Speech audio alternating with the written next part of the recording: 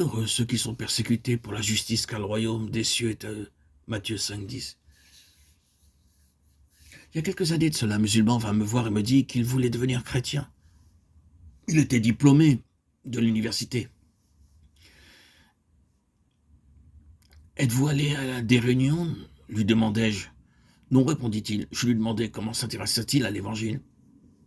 Il me dit qu'un jour, il était parti voir un ami hindou dans le voisinage. Il y avait une petite véranda devant la maison de son ami. Tandis qu'il se tenait là, quelqu'un vint pour balayer et mit sa poubelle dans un coin. Alors que cet homme balayait, un commerçant hindou vint aussi dans la maison et entra dans la véranda. Il portait une longue robe et il arriva que sa robe toucha la poubelle. L'homme se mit très en colère et il arriva que sa robe toucha la poubelle. Il enleva sa chaussure et se mit à frapper le balayeur en disant « Pourquoi as-tu mis cette poubelle-là » ? « C'est ma tâche, je suis venu pour balayer, répondit-il. Disant cela, le balayeur tendit son autre joue et dit « Dieu vous bénisse ». La scène terminée, le musulman qui l'avait observé dit au balayeur « Pourquoi lui avez-vous permis de vous frapper ? Ce n'était pas votre faute, vous ne faisiez que votre tâche. C'est entièrement de sa faute. Il aurait dû soulever un peu sa longue robe et marcher avec précaution. » Mais le balayeur répondit « Si mon Seigneur a tant souffert pour moi, ne devrais-je pas souffrir un peu à cause de lui ?»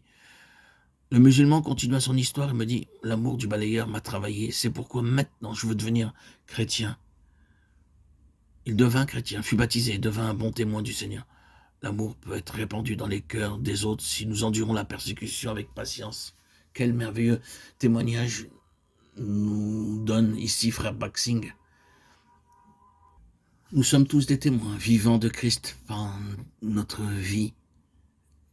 Nous sommes des modèles, des témoins de Christ. Et nous pouvons convertir par la façon, notre attitude, notre façon de nous comporter, beaucoup de frères et sœurs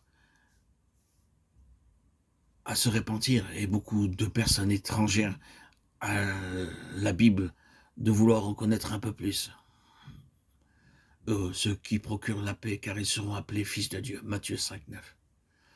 Nous sommes par nature ennemis de Dieu. Lorsque nous naissons de nouveau, nous devenons enfants de Dieu. Lorsque vous êtes nés de nouveau, vous devenez quelqu'un qui procure la paix. Alors des ennemis de Dieu deviendront des amis de Dieu à travers vous.